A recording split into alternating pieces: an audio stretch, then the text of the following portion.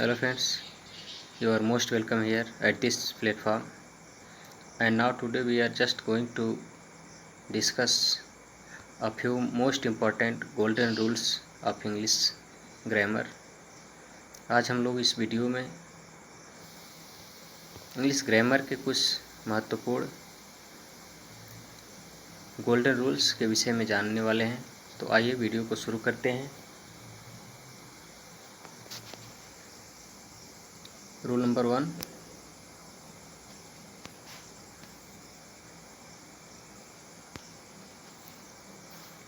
Article an is used before singular countable noun. जैसा कि आप सभी लोग जानते हैं, आर्टिकल an का यूज़ सिंगुलर काउंटेबल नाउन से पूर्व किया जाता है टू शो इंडेफिनेटनेस शो करने के लिए, अनिश्चितता को दिखाने के लिए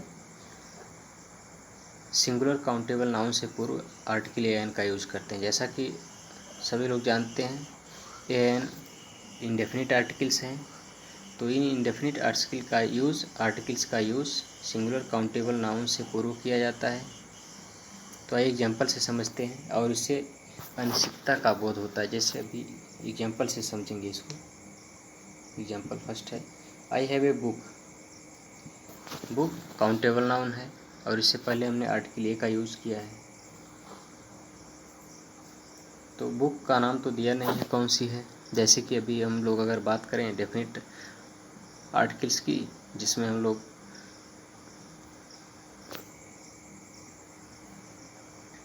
द का यूज़ करते हैं। जैसे द डेफिनेट आर्टिकल्स है और इसका यूज़ डेफिनेट, जैसे कोई बुक हो, अभी द मर्चेंट ऑफ वेनिस हो, या द 12th नाइट हो, या द रामायण हो, या महाभारता हो, तो इन सब बुक्स के नाम से पहले द का यूज़ किया जाता है।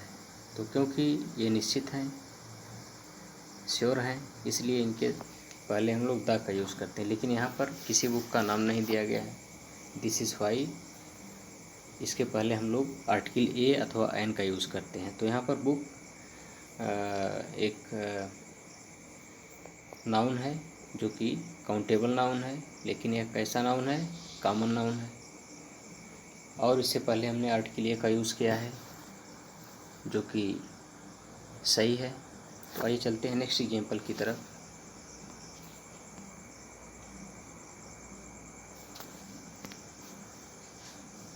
ही गिव मी ए वाटर। अब देखते हैं यहाँ पर, जैसे वाटर अनकाउंटेबल नाउन है और इससे पहले हमने आर्टिकल ए का यूज़ कर दिया है।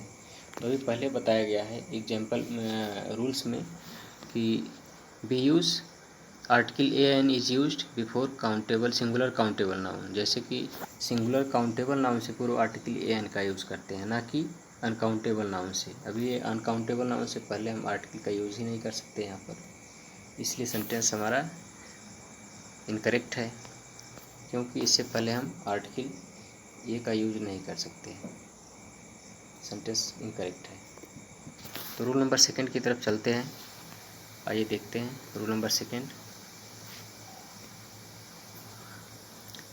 When two nouns are associated with the same person or thing, it's a very important rule.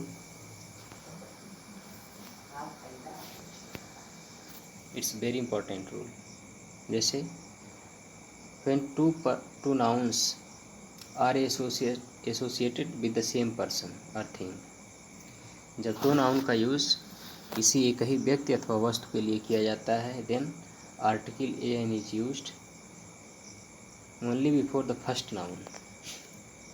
जब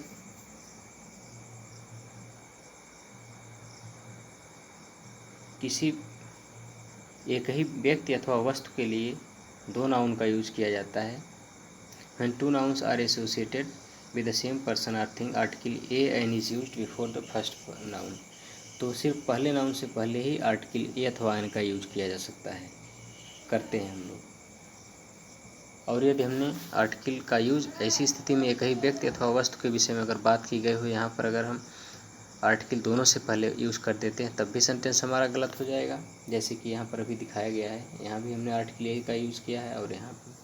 पोएट एक नाउन है और नॉवेलिस्ट भी एक नाउन है। और दोनों से पहले हमने आर्टिकल ए का यूज़ किया है, इसलिए सेंटेंस पूरी तरह से इनकरेक्ट है। और यदि सेंटेंस को हम अगर सही करने की बात करें तो इसको अब जैसे सही करने की अगर बात करें तो mister Sharma who is a poet, mister Sharma जो कि एक पोएट हैं and A novelist is coming here. Mister Sharma एक पोएट और नॉवेलिस्ट हैं जो यहाँ आ रहे हैं जैसे, लेकिन अब यहाँ पर जो आर्टिकल ए का यूज़ किया गया है ये इनकरेक्ट है, इसको हटा देंगे तब सेंटेंस सही हो जाएगा। जैसे mister Sharma who is a poet, mister Sharma जो कि एक पोएट हैं, पोएट और नॉवेलिस्ट हैं, ए poet and novelist is coming here, यहाँ आ रहे हैं, या इज़ कमिंग हेयर टुडे, आज यहाँ आ रहे हैं। तो अगर two nouns are associated with the same person or thing, एक ही व्यक्ति अथवा वस्तु के लिए दो नाउन का यूज़ किया गया है, और अगर व्यक्ति एक ही है जैसे मिस्टर शर्मा है, मिस्टर शर्मा के विषय में बात की गई, व्यक्ति एक ही है, इसलिए हम पहले नाउन से पूर्व ही आर्टिकल ए का यूज़ करेंगे, ना कि दूसरे नाउन से पूर्व भी। हाँ, और यदि हम पहले नाउन को छोड़ करके दूसरे नाउन से पूर्व आर्टिकल ए का यूज़ कर देते हैं, जैसे यहाँ से हमने आर्टिकल ए को हटा दिया और नॉवेलिस्ट से पहले ए का यूज़ कर दिया, तब भी हमारा सेंटेंस जो है इनकरेक्ट हो जाएगा, क्योंकि ऐसा रूल है कि जब एक ही व्यक्ति अथवा वस्तु के लिए दो नाउन का यूज़ किया जाता है तो आर्टिकल का यूज अगर करने की बात की जाए तो सिर्फ पहले नाउन से पहले ही कर सकते हैं, ना कि दूसरे से। तो इस तरह से अगर हम यहाँ से नॉवेलिस्ट से पहले जो आर्टिकल रखा गया है इसको अगर हटा देंगे तो सेंटेंस हमारा सही हो जाएगा। तो यह बहुत ही महत्वपूर्ण रूल है जो प्रायः एग्ज़ाम में रिपीट होता रहता है, जैसे कि टीजीटी पीजीटी एग्ज़ाम में कई बार आया हुआ है और आगे भी आने की प्रबल संभावना है इसकी। तो चलते हैं नेक्स्ट रूल की तरफ, देखें जो कि रूल नंबर 3 है। If two nouns are associated, अब देखते हैं, अब तक हमने एक नाउन के विषय में वहाँ आगे देखा था, लेकिन अब देखते हैं यहाँ पर दो नाउन्स के विषय में दिया गया है। If two nouns are associated with the two different persons or thing, person or things, यदि two nouns, if two nouns are associated संबंधित हैं विथ टू डिफरेंट पर्सन, दो अलग अलग व्यक्तियों अथवा वस्तुओं के लिए, or things, article a an is used before the both person or things. यदि दो नाउन हैं are associated with the same with two different people, दो अलग अलग व्यक्तियों के लिए दो नाउन का यूज अगर किया गया है, चाहे कोई व्यक्ति हो अथवा वस्तु, अगर दो लोग हैं, दो हैं, तो उन दोनों से पहले दोनों नाउन से पूर्व आर्टिकल का यूज किया जाएगा, ना कि एक ही नाउन से। अभी देखिए इसको एग्जाम्पल से समझते हैं, अब आते हैं एग्जाम्पल की तरफ। एग्जाम्पल से देखें, मिस्टर आर के, कोई है मिस्टर आर के, कोई एक व्यक्ति है, is an examiner of the UP and the Punjab university. जैसे कि यहाँ पर नाउन तो है, यूपी एंड पंजाब ये नाउन है, प्रॉपर नाउन है, और इससे पहले हमने यहाँ दोनों से पहले हमने आर्टिकल द का यूज़ किया है। यहाँ देखते हैं, जैसे यूपी नाउन है, प्रॉपर नाउन है, ऐसे पंजाब भी है, प्रॉपर नाउन है, और हमने यहाँ दोनों से पहले आर्टिकल द का यूज़ किया है। तो ऐसी स्थिति में ये दो नाउन हैं, डिफिनेशन को समझते हैं पहले। If two nouns are associated with two different person or thing, दो अलग अलग व्यक्तियों या वस्तुओं से संबंधित है, यदि दो नाउन है दो अलग अलग व्यक्तियों से संबंधित है तो आर्टिकल्स का यूज दोनों से पहले करते हैं। जैसे अब एग्जाम्पल देखते हैं यहाँ पर, mister Sharma is an examiner of UP and the Punjab university.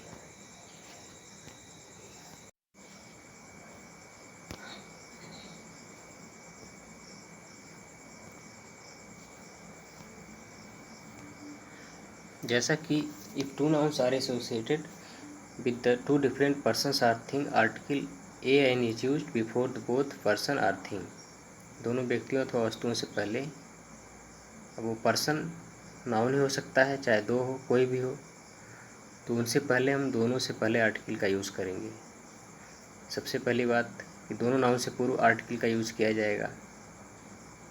यदि डेफिनिट हो तब भी, इनडेफिनिट हो तब भी। तो डेफिनिट रहेगा तो उसके साथ आर्टिकल द का यूज़ होगा, और इनडेफिनिट है तो एन का यूज़ होगा। जैसे अब देखते हैं example, mister Sharma, mister R K is an examiner, एक एग्जामिनर हैं। एक minute,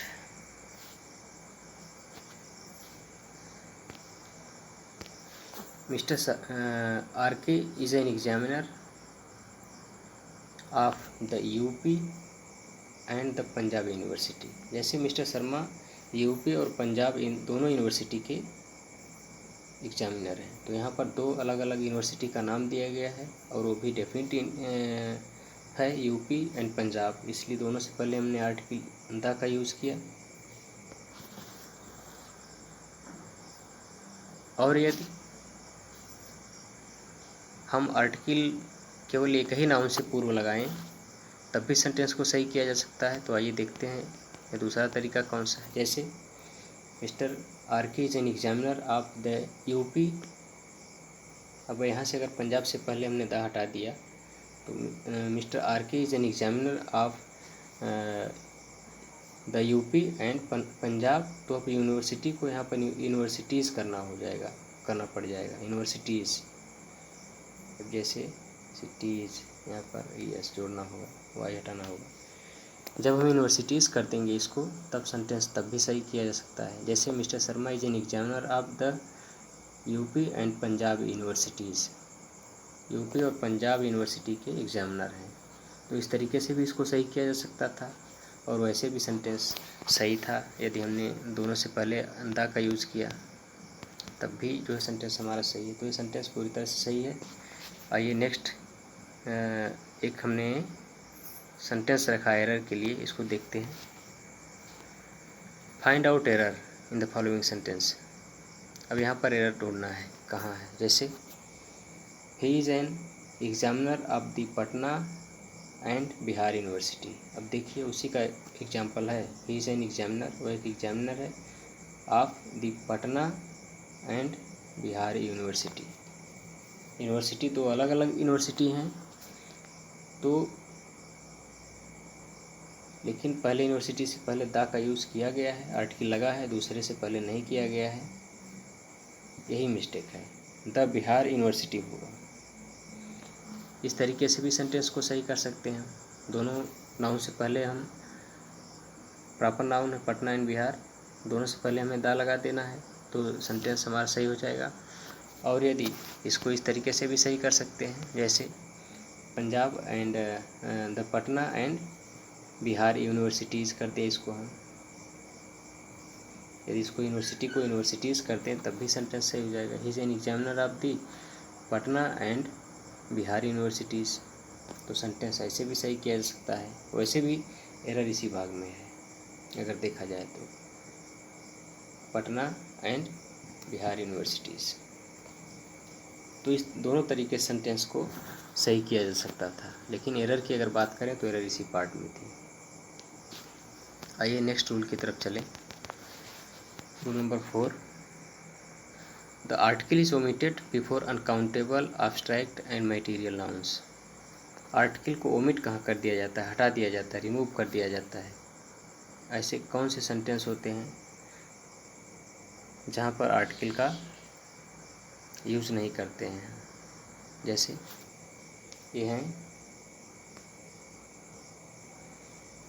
uncountable noun, abstract noun and material noun. Uncountable, abstract and material nouns ऐसे नाउन हैं जिसके पहले हम आर्टिकल का यूज़ नहीं कर सकते हैं। जैसे एग्जांपल से समझते हैं। एग्जांपल वाला है, the honesty is the best policy. Honesty क्या है, एक नाउन है, वो भी एब्स्ट्रैक्ट नाउन है। और हमने यहाँ पर देखा है uncountable, abstract and material nouns ऐसे नाउन हैं जिनके पहले आर्टिकल का यूज़ किया ही नहीं जा सकता है। तो देखें, the honesty is the best policy, the honesty. अब यहाँ तो आर्टिकल की कोई ज़रूरत है नहीं, honesty is the best policy. जब ऐसा रहेगा सेंटेंस तब सही होगा। तो यहाँ पर द का यूज़ नहीं करना था, जैसा कि रूल दिया गया है, रूल्स के अनुसार। अब देखते हैं, इसी को यहाँ पर हमने सही करके देखा है। Honesty is the best policy, sentence सही है। पहले भाग में जो पहला सेंटेंस था यहाँ पर एरर थी। आर्टिकल द का यूज़ नहीं करना है ऑनेस्टी से पहले, क्योंकि ऑनेस्टी एक एब्स्ट्रैक्ट नाउन है और रूल यही बताता है कि अनकाउंटेबल नाउन, एब्स्ट्रैक्ट और मटेरियल नाउन से पहले हमें किसी भी आर्टिकल का यूज़ नहीं करना है। तो आइए चलते हैं नेक्स्ट रूल की तरफ। रूल नंबर 5 देखें क्या है। Rule number 5, the article is omitted before the names of languages. भाषाओं के नाम से पहले भी आर्टिकल का यूज़ नहीं किया जाता है। जैसे द आर्टिकल इज ओमिटेड, हटा दिया जाता है, यूज नहीं करते हैं आर्टिकल का। Before the names of languages, भाषाओं के नाम से पहले। जैसे एग्जांपल से समझें अगर इसको हम, the English is my favourite language. अब सेंटेंस तो हमारा इसी भाग में एरर है, क्योंकि द का यूज़ नहीं करना है। English is my favourite language करेंगे तब सेंटेंस सही हो जाएगा। और यदि हम इसको द इंग्लिश करें, द इंग्लिश मीन्स हो जाएगा इंग्लिश मैन हो जाएगा, अंग्रेज हो जाएगा। क्या हो जाएगा? अंग्रेज हो जाएगा। तो ऐसा तो हो नहीं सकता। तो the English is my favourite language ना हो करके द को यहाँ से हम रिमूव कर देंगे, तब हमारा सेंटेंस सही हो जाएगा। English is my favourite language. जैसे इसी को हमने, अभी दूसरा उदाहरण है, इसमें सारी चीज़ें स्पष्ट हो जाएंगी। जैसे अब यहाँ तो एरर है, Hindi is my favourite language, Hindi मेरी प्रिय भाषा है। जैसे यहाँ पर हमने कोई आर्टिकल नहीं रखा था हिंदी से पहले, जो कि एक लैंग्वेज है, इसलिए दूसरा सेंटेंस सही था। और पहला सेंटेंस एरर होने की वजह थी आर्टिकल द का यूज़ इंग्लिश से पहले। यदि हम इंग्लिश किसी भाषा से पहले आर्टिकल का यूज़ अगर कर दिया हमने, तो सेंटेंस इनकरेक्ट हो जाएगा। किसी भी भाषा चाहे कोई भी हो, अगर उससे पहले आर्टिकल द का यूज़ या किसी भी आर्टिकल का यूज़ करते हैं तो सेंटेंस एरर होगा, इनकरेक्ट माना जाएगा। तो किसी भी भाषा से पहले आर्टिकल का यूज़ नहीं करते हैं, जैसे हमने समझा उदाहरण से। आइए चलते हैं नेक्स्ट रूल की तरफ। रूल नंबर 6, यह भी आर्टिकल से ही संबंधित है, ओमिशन से। तो देखते हैं।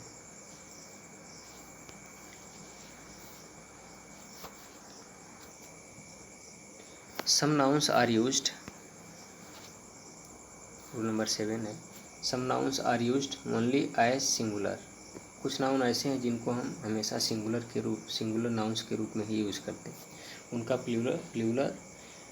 प्लूरल नहीं बनाया जा सकता है, और अगर बनाने की कोशिश करेंगे तो सेंटेंस इनकरेक्ट हो जाएगा। ये देखते हैं उदाहरण से। जैसे यहाँ पर कहाँ चले गए थे, रूल नंबर 6। चलिए 7 को देख लेते हैं, उसके बाद 6 को देखेंगे अभी, क्योंकि हमने इसके विषय में बात कर ली है। तो some nouns are used only as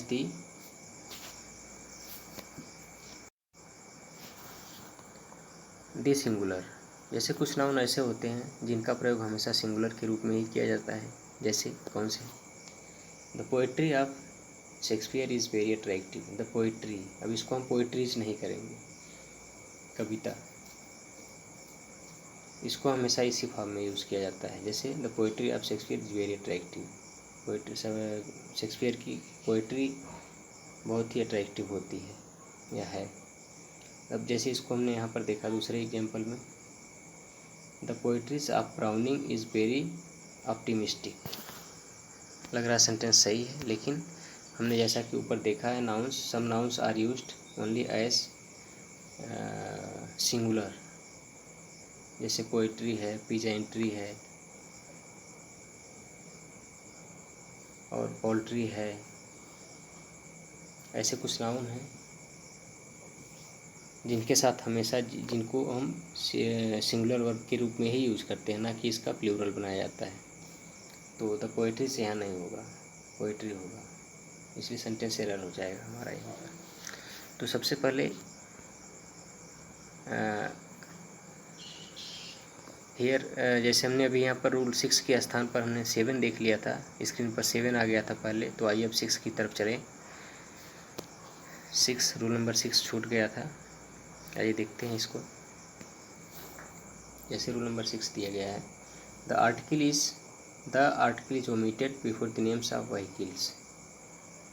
article the का जो यूज होता है व्हीकल से पहले नहीं करते हैं, संसाधन से पूर्व नहीं करते हैं। जैसे व्हीकल्स क्या है, बस है आपका।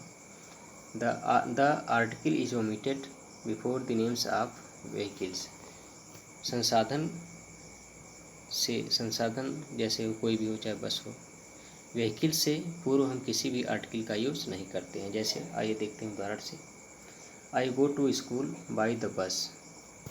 मैं बस से स्कूल जाता हूँ। अब जैसे इसको हम समझें, बाई द बस, जैसे मैंने बताया कि व्हीकल के नाम से पूर्व, before the names of vehicle, जबकि बस एक व्हीकल है, इससे पूर्व किसी आर्टिकल का यूज नहीं किया जाएगा। जैसे इसको हम यहाँ पर करेक्ट करके देखा हमने, I go to school by bus, दूसरा वाला सेंटेंस सही है। और यहाँ पहला सेंटेंस एरर होने का यही कारण था कि हमने व्हीकल से पूर्व आर्टिकल द को रख दिया था, जबकि यहाँ पर स्पष्ट बताया गया है कि किसी भी व्हीकल, अगर कोई व्हीकल है उससे पहले हम किसी भी आर्टिकल का यूज़ नहीं कर सकते हैं, और अगर हमने यूज़ किया तो सेंटेंस हमारा इनकरेक्ट हो जाएगा। तो आशा करता हूँ बात समझ में आई होगी आप लोगों को। तो आइए, रूल नंबर 7 और 6 हमने देखा, अब रूल नंबर 8 की तरफ चलते हैं। रूल नंबर 8 क्या है, देखिए। रूल नंबर 8 जैसा कि wages takes plural verb after it. Wages हमेशा अपने बाद प्लूरल वर्ब ही लेता है, लेकिन कुछ कंडीशन ऐसी है जहाँ पर हम इसको सिंगुलर वर्ब के रूप में, सिंगुलर वर्ब इसके साथ सिंगुलर वर्ब का भी यूज़ करते हैं। लेकिन पहले हम देखेंगे वह एग्जांपल जहाँ पर wages always takes plural verb with it. अब देखते हैं उदाहरण पहले। पॉजिटिव सेंस की अगर बात करें हम, nowadays the wages are very small. Wages means वेतन होता है, मजदूरी जिसको कहते हैं। The nowadays the wages are very small. आजकल वेतन बहुत कम मिलता है, जैसे किसी को भी मजदूरी बहुत क्या है, कम है।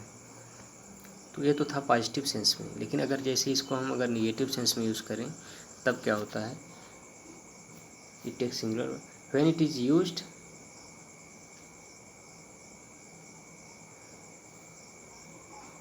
जैसे वेजेस ऑलवेज यूज्ड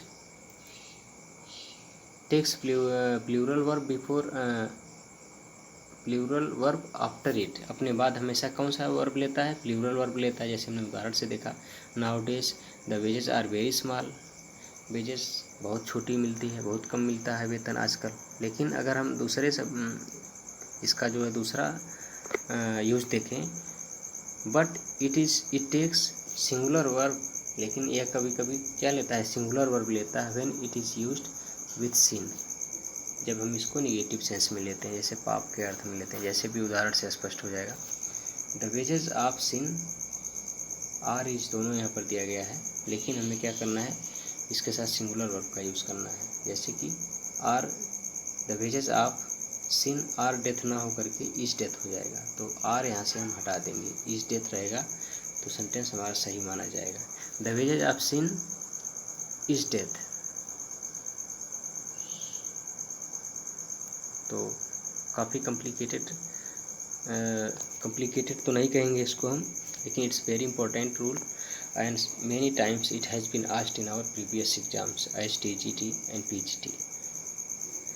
और किसी भी एग्ज़ाम में इस तरह के क्वेश्चन पूछे जाने की संभावना बनी रहती है, और प्राय पूछे भी जाते हैं इस तरह के सेंटेंस एरर से रिलेटेड। तो आइए चलते हैं रूल नंबर 9 की तरफ। रूल नंबर 9 व्हेन, अब यह भी बहुत महत्वपूर्ण रूल है, आइए देखते हैं, और कई बार पूछा जा चुका है, और इस एग्ज़ाम में भी मुझे I hope it will be asked in upcoming exam TGT PGT 2013 23। अब देखते हैं रूल क्या है।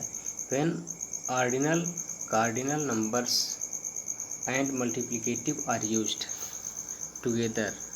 जब ऑर्डिनल कार्डिनल और मल्टीप्लिकेटिव नंबर्स जो होते हैं इनका एक साथ यूज किया जाता है, तब इसका क्रॉनिकल आर्डर क्या होता है उसके विषय में आज बात करने वाले हैं। जैसे when ordinal cardinal numbers and multiplicative are used together they are used as. तो इनका यूज कैसे करते हैं हम देखते हैं। इनको क्रम में किस तरीके से रखते हैं, जैसे ऑर्डिनल नंबर पहले रखेंगे, फिर कार्डिनल नंबर रखेंगे और उसके बाद मल्टीप्लिकेटिव रखते हैं। जैसे अब एग्जाम्पल से स्पष्ट हो जाएगी सारी चीज़ें। जैसे एग्जाम्पल देखते हैं, द टू फर्स्ट। अब ऑर्डिनल क्या होता है और कार्डिनल क्या होता है। ऑर्डिनल जैसे आर्डर से होता है, फर्स्ट सेकेंड थर्ड। ऑर्डिनल में आता है फर्स्ट सेकेंड एंड थर्ड, इस तरह से first second third third fourth fifth, इस तरह से होता है, तो ऑर्डिनल कहते हैं इसको हम। और कार्डिनल कब होता है, जब हम इसको 1 2 3 कहते हैं, तब ये क्या हो जाता है, कार्डिनल हो जाता है। 1 2 3 जैसे 1, आगे 2 हो जाएगा, 1 है, 2 है, 3 4 5 6 7, इस तरह से होगा तो कार्डिनल हो जाएगा। और मल्टीप्लिकेटिव कब होता है, जैसे सिंगल डबल ट्रिपल, इस तरह से अगर हो तो वह मल्टीप्लिकेटिव होता है। तो अब हमें समझना है कि एक साथ अगर इनका यूज़ करना हो तो कैसे करेंगे। जैसे तब उस समय में जब ये तीनों एक साथ आ जाते हैं, तब हमें करना होता है ऑर्डिनल नंबर सबसे पहले, फिर cardinal number and after that multiplicative comes. After that comes multiplicative. तो जैसे एग्जाम्पल देखते हैं, द टू फर्स्ट चैप्टर। अब हमने यहाँ पर ऑर्डिनल नंबर पहले देखा और कार्डिनल नंबर। ऑर्डिनल नंबर में जैसे फर्स्ट सेकेंड थर्ड है, कार्डिनल में 1 2 3 है, तब तो यहाँ पर एरर हो गई सेंटेंस में। हमें ऑर्डिनल में तो फर्स्ट सेकेंड थर्ड देखना है, तो अब सेंटेंस हमारा हो जाएगा सही अगर करेंगे इसको। तो द फर्स्ट टू पहले, अब इसको हम रिमूव कर देंगे, फर्स्ट पहले आ जाएगा, टू उसके बाद हो जाएगा। अब ऐसे तो यह द टू फर्स्ट नहीं होकर के द फर्स्ट टू हो जाएगा। इसको हम यहाँ पर रख देंगे, फर्स्ट को टू के स्थान पर रख देंगे। ये जो फर्स्ट है टू के स्थान पर चला आएगा और टू हो जाएगा फर्स्ट का स्थान ले लेगा। तो सेंटेंस हो जाएगा the first two chapter of this book are very interesting. इस बुक के जो पहले 2 चैप्टर हैं आर वेरी इंटरेस्टिंग, बहुत ही इंटरेस्टिंग है। तो सेंटेंस हो जाएगा द फर्स्ट टू। अभी देखिए इसको हमने सही भी किया हुआ है। आगे अगर इसी को ये चलते हैं, ऐसे सही करके दिखाया गया है एग्जाम्पल को। The first 2 chapters of this book are very interesting, are very interesting. यहाँ पर टाइपिंग एरर है, यहाँ आर वेरी हो जाएगा जैसा कि पहले सेंटेंस में दिया गया है, इस वजह से।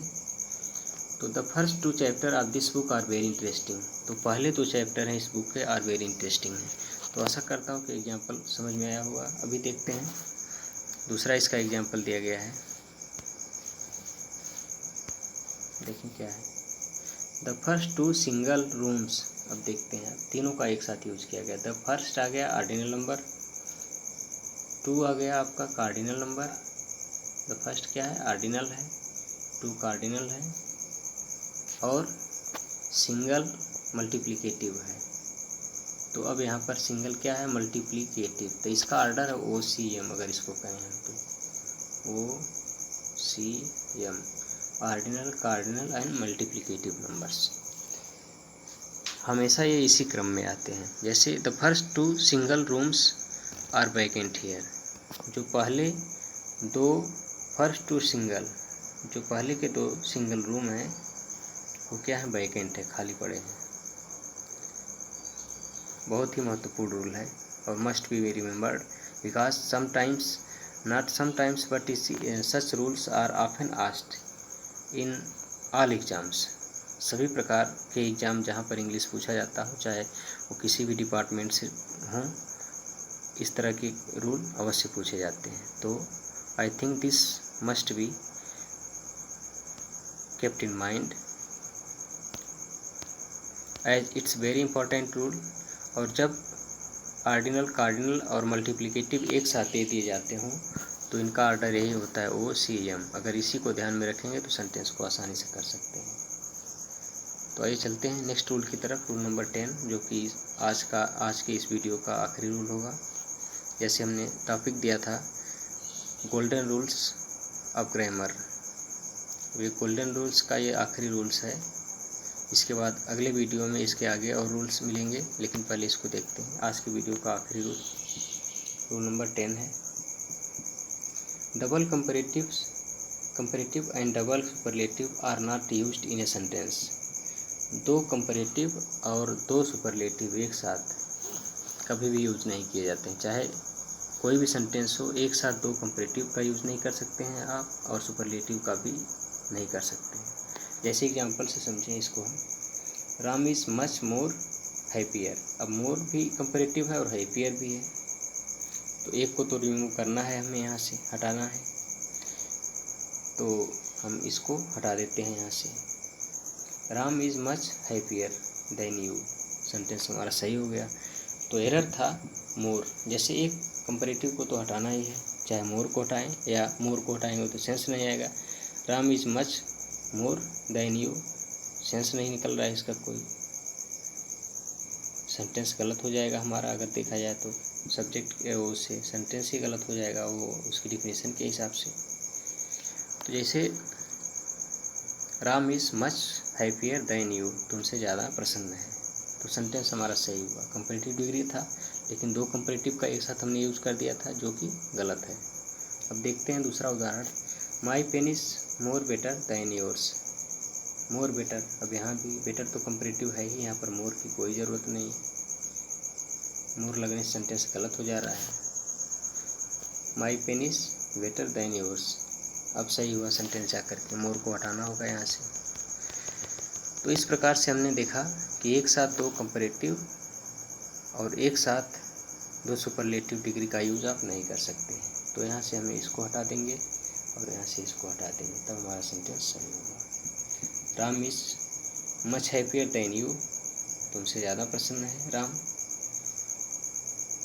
And my pen is better than yours, तुम्हारी पेन से अच्छी है, योर्स। तो ये थे 10 golden rules of English grammar, and it is the first series of this golden rule, and in upcoming videos I will come back with the most important golden rules of grammar। and आज के लिए बस इतना ही, मिलते हैं एक नई video में, और आगे ऐसे ही गोल्डन रूल्स पर बेस्ट एग्जाम्पल्स के साथ रूल्स का अध्ययन करेंगे हम लोग। तो आशा करता हूँ आप लोगों को वीडियो पसंद आया होगा, और यदि वीडियो पसंद आया हो तो इसे लाइक, शेयर और सब्सक्राइब करना ना भूलें। और बहुत जल्द ही मिलेंगे एक नए वीडियो में, तब तक के लिए best of luck all of you.